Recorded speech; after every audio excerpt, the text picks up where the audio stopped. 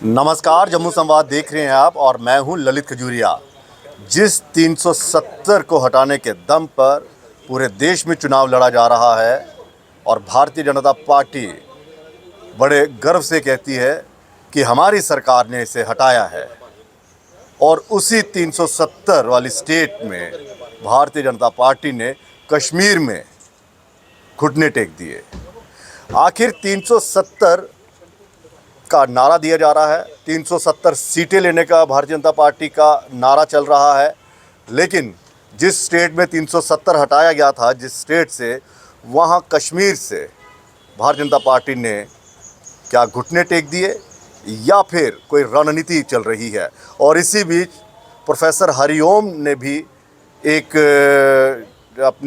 बयान उनका आया है जो वायरल हो रहा है व्हाट्सएप पर कि कश्मीरी पंडित जो हैं वो किसे वोट डालेंगे, क्योंकि ये सभी अलगाववादी नेताओं ने मिलकर वहाँ से कश्मीरी पंडितों को बेघर किया था। इसी पर चर्चा करने के लिए हमारे साथ वरिष्ठ पत्रकार रोहित जंडियाल जी हैं और पवन शर्मा जी भी हैं। हम आपको बता दें कि ये प्रोग्राम आप IBN 7 पर भी देख सकेंगे।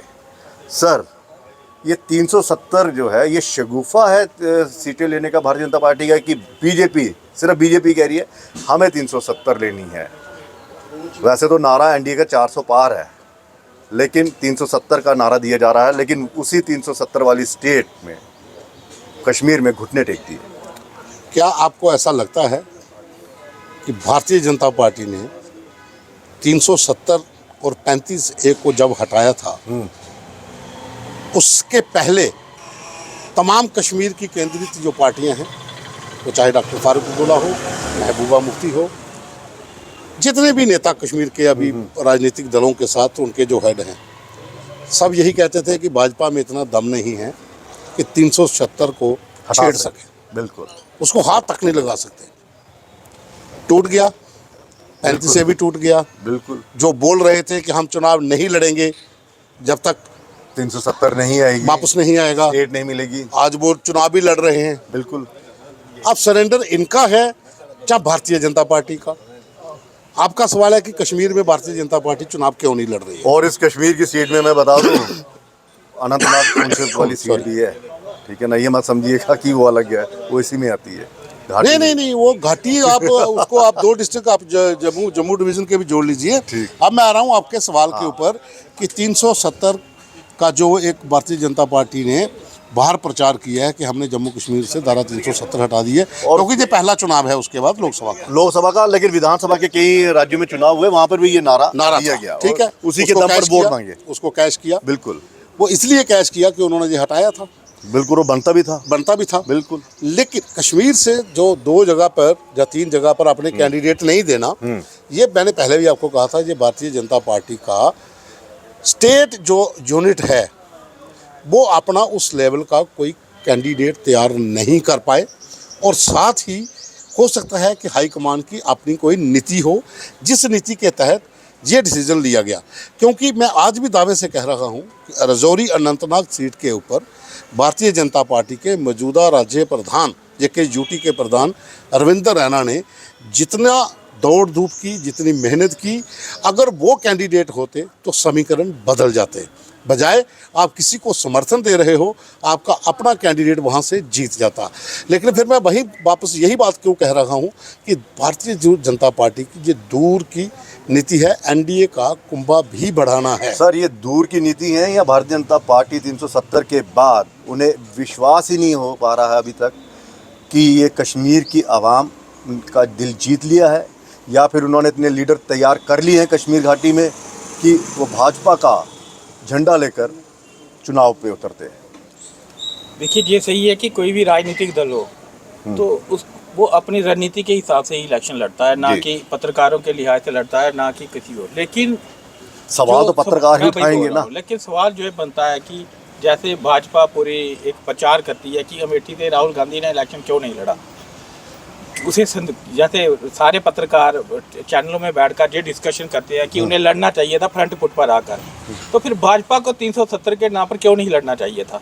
कि क्या भाजपा की जो दोगली रणनीति नहीं है कि अगर भाजपा भाजपा पूरे प्रधानमंत्री का अगर आपने स्टेटमेंट सुना होगा तो प्रधानमंत्री ने कहा था कि हमने कश्मीर से 370 हटाया है और हमें इस बार 370 सीटें दो और हमारे पूरे एनडीए को 400 प्लस सीटें दो। इस पर हम 400 प्लस का नारा लेकर चलेंगे।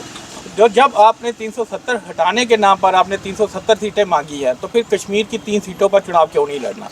तो उन्हें भी तो फ्रंट फुट पर आकर लड़ना चाहिए था। हार और जीत लगी रहती है, ठीक है, रणनीति है, रणनीति में मानता हूँ हो सकती है ये, तो फिर रणनीति कांग्रेस की क्यों नहीं है? फिर रणनीति तृणमूल कांग्रेस की क्यों नहीं है? फिर रणनीति आपकी क्यों नहीं है? वहाँ पर क्वेश्चन मार्क क्यों नहीं है कि रणनीति क्या सिर्फ भाजपा बनाती है? तो ये इस 370 में क्या ये 3 सीटें नहीं थी इन्वॉल्व? नहीं, वो तो हैं, आपके पास 5 थी, 2 पे जम्मू आपका आ नहीं, गया, वहाँ पे तो उन्होंने रियासी, ठीक है। उधमपुर डोडा, और उसके बाद रजौरी अनंतनाग और 2 कश्मीर। 360 सर, वही मैं कह रहा हूँ ना, ये क्या वो नहीं थी? देखो, अगर आप इस तरह से सवाल उठाओगे तो फिर सवाल तो सवाल तो उठेंगे। वो तो मैंने पहले कहा था कि सरेंडर किया है 3 सीटों के ऊपर, लेकिन किस वजह से किया है ये बात। लेकिन ये और ज़्यादा मजबूत होता, इनकी बात पे और ज़्यादा ये मोहर लगती कि देखिए कश्मीर से हमने 370 हटाया और उसके बावजूद जो है कश्मीर की आवाम ने हमें चुना। ये तो और अच्छा मैसेज आता है सर। देखो, इसमें एक चीज़ और भी हो सकती है ना, इसमें एक चीज़ और, मैंने कहा जी एक टेस्ट भी हो सकता है कि हम जिस पार्टियों को समर्थन कर रहे हैं, हमारे ऑब्जर्वर नियुक्त हुए हैं, प्रभारी नियुक्त कर दिए गए हैं, जो भारतीय जनता पार्टी का कैडर है वो वहाँ पर जाके प्रचार कर रहा है, दूसरी पार्टी के लिए वोट मांग रहा है, अपनी पार्टी का क्लियर हो गया कि अपनी पार्टी को समर्थन देंगे। हो सकता है ये एक टेस्ट हो आने वाले विधानसभा चुनावों में। स्कूटी निकालनी है थोड़ा वहाँ से। हो सकता है कि ये विधानसभा चुनावों का एक टेस्ट हो कि आने वाले जो विधानसभा चुनाव हैं, हम किस पार्टी को समर्थन दे रहे हैं, उस पार्टी का जनाधार कश्मीर में कितना खरा उतरता है, कितनी परसेंटेज पोलिंग होती है। उसके बाद हो सकता है कि विधानसभा चुनावों में उसके साथ खुले तौर पर गठबंधन हो। लेकिन विश्वास तो खुद पर नहीं ना हुआ। नहीं, खुद पर वही तो मैं कह रहा हूँ कि आप 370 के नाम पर, मैं आपकी बात मानता हूँ, मेरा सवाल नहीं, जिस तरह से आपने मैंने आपका सवाल समझ लिया। नहीं, आप दूसरी तरफ पहुंच जाओ। आप विधानसभा की बात कर रहे हो ना कि विधानसभा फ्यूचर में टेस्ट की बात कर रहा हूँ। तो ये दूसरों के साथ गठबंधन क्यों करेंगे? क्यों नहीं कूद कर आते? बाद में देखी जाएगी। जब आप 3 सीटों पे अपने कैंडिडेट वहां नहीं दे पा रहे हो तो फिर वहां पर अपने यानी कि तो कुल मिलाकर मोहर तो गठबंधन के साथ ही चुनाव लड़ा जाएगा ना। भाजपा की सबसे बड़ा फेलियर मोहर लग गई। भाजपा का फेलियर ये है कि ये बोलते हैं कि हमने 5 साल में पूरे जम्मू कश्मीर को बदल दिया, तो फिर इन्हें 5 सालों में 3 कैंडिडेट भी तैयार नहीं कर पाए अपना। क्या भाजपा 3, अगर मैं कहता हूँ आपके पास कश्मीरी पंडित समुदाय के वो चेहरे हैं, लेकिन आपके पास कश्मीरी पंडित के वो चेहरे हैं जिनको आपने एमएलसी बनाया, फिर आपने फिर कश्मीरी पंडितों को क्यों आपने आज एक उसमें डाल दिया कि वो किसे वोट दें? उन कश्मीरी जो कश्मीरी जो लीडर है उन्हें दे, जिनका वो पूरी उम्र विरोध करते आ रहे हैं। वही तो आज आपने अपनी पार्टी को सपोर्ट किया, तो अपनी पार्टी भी तो कश्मीरी हिंदुओं के जो खिलाफ ही रही है। तो आज आप भाजपा की वजह से तो आज सारा आज उन्हें वोट देना पड़ रहा है। ये नहीं है कि वो दे देंगे, लेकिन ये है कि जो आज कश्मीरी जो इसका अल्पसंख्यक जो इनका कश्मीरी हिंदुओं का जो इनका भाजपा का सेल है, तो वो भी तो उनके लिए ही प्रचार करेगा। सवाल ये है कश्मीरी पंडित कब इनके खिलाफ हुए? क्योंकि आप देखिए एनसी सरकार में कश्मीरी पंडित भी तो मिनिस्टर रमन मट्टू जीत के आए। भाजपा तो हमेशा ये कहती आ रही है ना कि जो कश्मीरी हिंदुओं के खिलाफ है, जो जितनी भी कश्मीरी राजनीतिक दल है, भाजपा ने तो कभी भी ये नहीं कहा कि जो अपनी पार्टी है वो इनके सपोर्ट में है, और पीपल्स कॉन्फ्रेंस इनके सपोर्ट में है। सुजात लोन के अगर आपकी हिस्ट्री देखो तो वो क्या है? अलगाववादी नेता। वो भी तो अलगाववादी नेता ही है ना। तो आज आप इनके सपोर्ट कर रहे हो। आज भाजपा के लिए मुझे लगता है कि सबसे अच्छा होता कि आपने तीनों कैंडिडेट, चाहे वो हार ही जाते, लेकिन एक अच्छा मैसेज आता पूरे इंडिया में, विधानसभा में इनकी तैयारी भी हो जाती पूरे इंडिया में। मैसेज कि बिना कैंडिडेट खड़े जो अब नहीं कर रहे, जिस पार्टी के साथ अलायंस करके जो कुंभा बढ़ाने की कोशिशें हो रही है, हो सकता है उनके साथ विधानसभा का चुनाव। मिस्टर इंडिया बनना चाहती थी क्या भाजपा यहाँ पे? मेरी बात नहीं समझे आप। विधानसभा का आने वाले हो सकता है कि जो ऐसे तो भाजपा ने विधानसभा चुनाव। एक और चीज है, जब आप गठबंधन की बात करते हो तो उसमें सारी की सारी सीटें तो ना वहां पे दे देते हो आप कि भाई आप ही लड़िए, हम सपोर्ट करेंगे। फिर तो ये वही हो गया कांग्रेस और एनसी वाला कि आप जम्मू में लड़ो, अब कश्मीर में लड़ेंगे। उनका भी तो गठबंधन लड़ेंगे, उनका भी तो गठबंधन टूट गया। लद्दाख में तो उन्होंने अपने कैंडिडेट खड़े कर दिए हैं। दरअसल गठबंधन जो होते हैं वो इलाके को देखकर और वहाँ की पॉपुलेशन को देखकर कि कौन से समुदाय का कितना वोट है, कौन सी जाति का कितना वोट है, उसके आधार पर तय करते हैं। आप कभी भी देखिए, जहाँ भी किसी पार्टी का गठबंधन होता है, पहले पूरा आंकलन किया जाता है कि यहाँ पर किस समुदाय का कैंडिडेट दे और कौन पार्टी दे सकती है। आप बाहर के राज्यों में भी देखो तो इसी तरह के गठबंधन है। हमारे जम्मू कश्मीर में आप रजौरी अनंतनाग सीट की अगर हम बात करते हैं तो इसमें ये क्लियर कर, एक मिनट यहाँ पे डियर, एक मिनट, इसमें ये क्लियर कर सकते हैं कि रजौरी अनंतनाग सीट के ऊपर भारतीय जनता पार्टी का अपना कैंडिडेट होना बहुत जरूरी था, क्योंकि वहां पर जो आपने पहाड़ी स्टेटस दिया बिल्कुल, मैं उससे वही लोगों कह में रहा एक हूं उम्मीद कि जगी थी बिल्कुल। और लोगों ने ये कहा था इस बार कि चाहे हम वो वोट हार भी देंगे। जाता, लेकिन चाहे हार भी जाता, एक अच्छा मैसेज आता। हाँ, लेकिन अब नहीं हार जाता नहीं जीत जाता। वो मैं कह रहा हूँ कि अरविंद रैना अगर वहां खड़ा होता तो मुकाबला कड़ा होता, त्रिकोणीय मुकाबला होता। अब मुकाबला है वहां पर जफर इकबाल मनास का, महबूबा मुफ्ती का और जो नेशनल कॉन्फ्रेंस के उम्मीदवार हैं मियां अल्ताफ उनका है। अब तीन कैंडिडेट के बीच में आप अपनी पार्टी को सपोर्ट कर रहे हो, जो भाजपा का संघ से जुड़ा हुआ कार्यकर्ता है वो जब उस अपनी लिस्ट के बीच में कमल का फूल नहीं देखेगा तो बहुत से लोग ऐसे भी होंगे जो वोट नहीं डालेंगे। नोटा को कश्मीरी डाल पंडितों की, जैसे प्रोफेसर हरिओम ने आज बात की कि कश्मीरी पंडितों ने हमेशा ये कहा है कि हमें वहाँ के लोगों ने खदेड़ा, हमारी घर प्रॉपर्टियों को छीन लिया। लेकिन वे वही कश्मीरी पंडित हैं जिन्होंने रमन मट्टू को कोalition सरकार में वोट डाले थे और वो मंत्री बने थे। ये वही कश्मीरी पंडित भी हैं जिन्होंने वहाँ पर सरपंचों के चुनाव जीते हैं, एनसी के साथ, पीडीपी के साथ गठबंधन करके भी। लेकिन अब क्या है कि जो इस समय की स्थिति है, इस समय की जो स्थिति है वो ये दर्शाती है कि कश्मीर की 2 सीटें और रजौरी अनंतनाग की सीट पे भारतीय जनता पार्टी ने ठीक है, खुद जानबूझकर ऐसा स्टेप उठाया। एक आखिरी सवाल, भारतीय जनता पार्टी के बड़े बड़े नेता गृह मंत्री अमित शाह जी भी, प्रधानमंत्री जी भी ये कह रहे हैं कि 370 को हटाकर ये एक सच्ची श्रद्धांजलि है श्यामा प्रसाद मुखर्जी को और गृह मंत्री जो हमारे लौह पुरुष थे सरदार वल्लभ भाई जी, पटेल, ठीक है ना, उनको है। तो आपको लगता है कि ये और सच्ची श्रद्धांजलि होती अगर इन्हीं के बैनर तले वहाँ पर चुनाव लड़ते? देखिए इसमें मैं इसमें एक लाइन बोलता हूँ, बाकी डॉक्टर साहब आपको बताएंगे।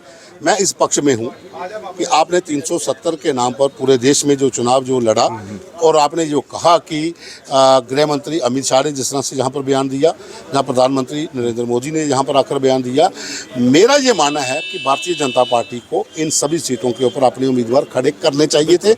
लेकिन उसके बावजूद अगर खड़े नहीं किए गए तो रजौरी अनंतनाग की सीट के ऊपर का पेच जो है वो मेरी समझ से बाहर है। उन दोनों के बारे में तो हो सकता है इनकी दूर की नीति। अब मेरा जो मानना है कि अगर आप 2014 या 2019 के इलेक्शन देखो तो भाजपा का वोट शेयर कश्मीर में बढ़ ही रहा था, कम नहीं हो रहा था। आपने एकदम से आपने जो जू टर्न लिया उसमें सिर्फ आपके समर्थक सिर्फ जम्मू कश्मीर में निराश नहीं हुए हैं, मुझे लगता है पूरे इंडिया में आपने एक गलत मैसेज दिया है। क्योंकि भाजपा का जो कोर इशू क्या है, 370 था, राम मंदिर था और यूनिफॉर्म सिविल कोड था, यही था।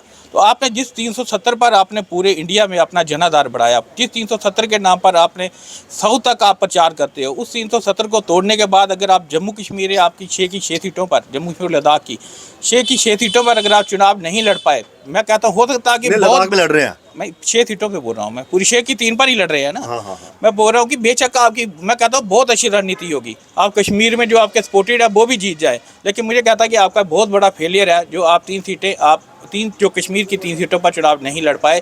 और ये आपके उन सपोर्टरों के लिए जो पूरी उम्र कश्मीरी नेताओं का जो विरोध करते रहे, वो आज उन्हें उनके लिए वोट देना पड़ेगा। सबसे ज्यादा बेबसी तो रविंद्र रैना जी की है, प्रदेश अध्यक्ष होकर नहीं और मेहनत की है, इतनी मेहनत की। और 370 हटने के बाद ये पहला चुनाव है, ये पहला चुनाव है और वो इस पहले चुनाव में ही देखिए इसका अपनी पार्टी को, इसका खुद की पार्टी को वोट डाल पाएंगे। यहाँ एक चीज़ और मैं बताऊंगा, एक इम्पैक्ट यहाँ पर ये भी पड़ेगा जब मतदान होगा, क्योंकि जम्मू में रेशमगढ़ कॉलोनी में एक मतदान केंद्र पर एक महिला वोट डालने जाती है जिसकी आयु लगभग 80-85 के करीब है। वो अंदर जाती है, वो पूरी मशीन देखती है और दौड़ के बाहर आती है, कहती है मैंने वोट नहीं डालना, इधर तो मोदी का फोटो ही नहीं है, है ना। तो ये स्थिति उधर भी हो सकती है कि वोट किसको डालना है, इधर तो कमल है ही नहीं। बिल्कुल सही है। ये भी कुछ है लोग ऐसे लोग नोटा पे कैसे गुजरी होगी, आपको क्या लगता होगा? मुझे लगता है कि भाजपा का जो समर्थक है, जो खासकर कट्टर समर्थक है, वो बहुत निराश हुआ होगा भाजपा के इस कदम से। और प्रदेश अध्यक्ष का खुद का वोट वो तो निराश हुए ही होंगे, क्योंकि उन्होंने इतनी मेहनत की है, उन्हें पूरी उम्मीद भी थी कि मुझे यहाँ पर टिकट मिलेगी आगे, वो तो पार्टी। लेकिन इसके साथ ही निराश भी होंगे, लेकिन इसके साथ ही एक चीज़ और भी है कि भाजपा ही एक ऐसी पार्टी है जिसका कैडर अनुशासन में बंधा हुआ है, जो आदेश आएगा उस आदेश का पालन होगा। आदेश का पालन यही होगा ना, तो फिर कुल मिलाकर चलिए बहुत शुक्रिया। तो कुल मिलाकर ये है कि जिस 370 को हटाने का दम भी भरा, गाजे बाजे से उसका प्रचार भी किया, कई राज्यों में जब चुनाव हुए विधानसभा के, वहाँ पर वोट भी मांगे, उसी स्टेट में जिस स्टेट से हटाया गया था अब यूटी बन गई है और घाटी में भारतीय जनता पार्टी वहाँ पर अपने कैंडिडेट ही नहीं उतार रही है। और कश्मीरी पंडित जो है वो असमंजस में है कि भाई साहब वोट किसे डालें। इजाज़त दीजिए, नमस्कार।